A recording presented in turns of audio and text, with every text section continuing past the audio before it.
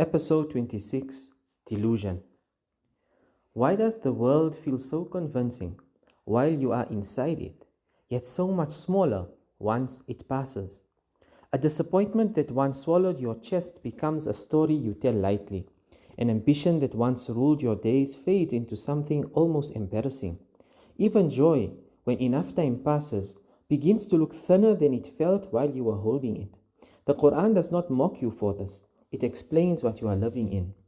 اعلموا أنما الحياة الدنيا لعب ولهو وزينة وتفاخر بينكم وتكاثر في الأموال والأولاد كمثل غيث أعجب الكفار نباته ثم يهيج فتراه مصفرا ثم يكون حطاما وفي الآخرة عذاب شديد ومغفرة من الله ورضوان وما الحياة الدنيا إلا متاع الغرور.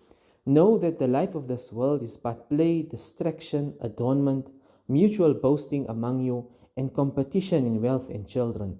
Like rain whose growth delights the farmers, then it dries and you see it turn yellow, then it becomes debris, and in the year after is severe punishment, and forgiveness from Allah and His pleasure.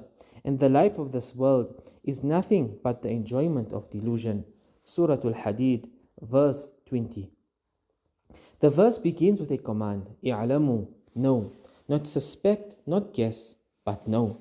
Because the danger of the dunya is not that it exists. The danger is that it persuades the heart to read it wrongly.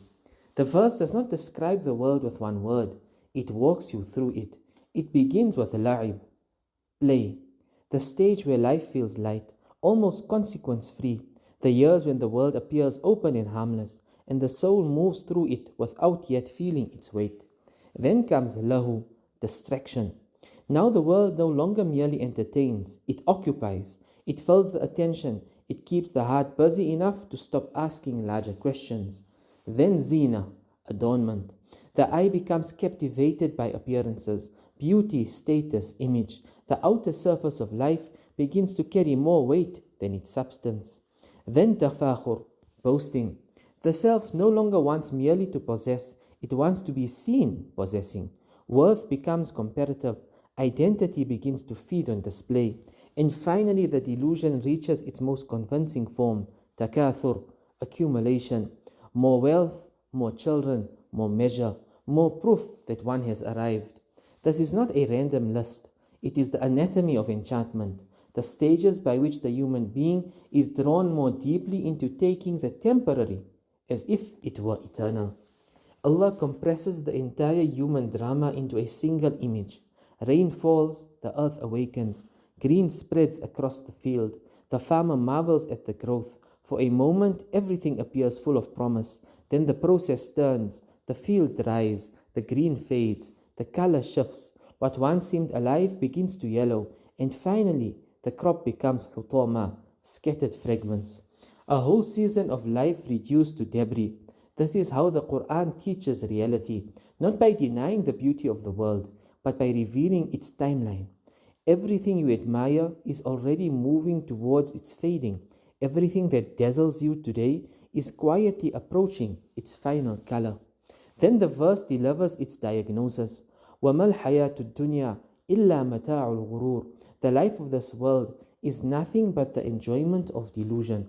Notice the precision of the language. It reveals how the world becomes deceptive when misunderstood. The senses are satisfied, the hands remain busy, the years pass quickly, yet the heart that leans on the world for permanence is leaning on something that cannot hold it. The verse does not condemn the world. It exposes what happens when the heart expects from it what it was never built to give.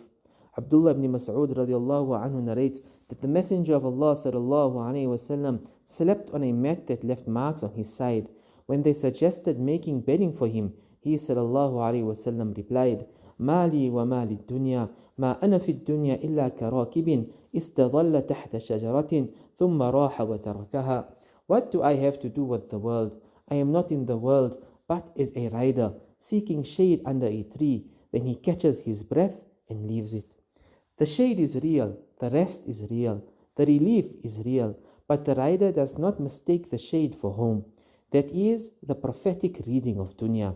Use it, benefit from it, Rest in it when needed, but do not build your final sense of reality on something designed to be left behind. There is mercy in the way the world passes. It loosens your grip. The world is structured to disappoint you, not because Allah wishes hardship upon you, but because He wishes clarity for you. Every fading success, every passing joy, every beauty that slowly disappears, all of it teaches the same lesson. Your heart was not created for things that yellow. The dunya is not meant to satisfy you. If it did, you would never search for what lasts.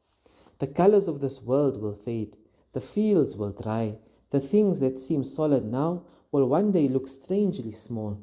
But you have been given something that does not have to fade with them, a heart that can recognize what the world is, a soul that can walk through it without being deceived by it. Because everything here is already on its way to another color.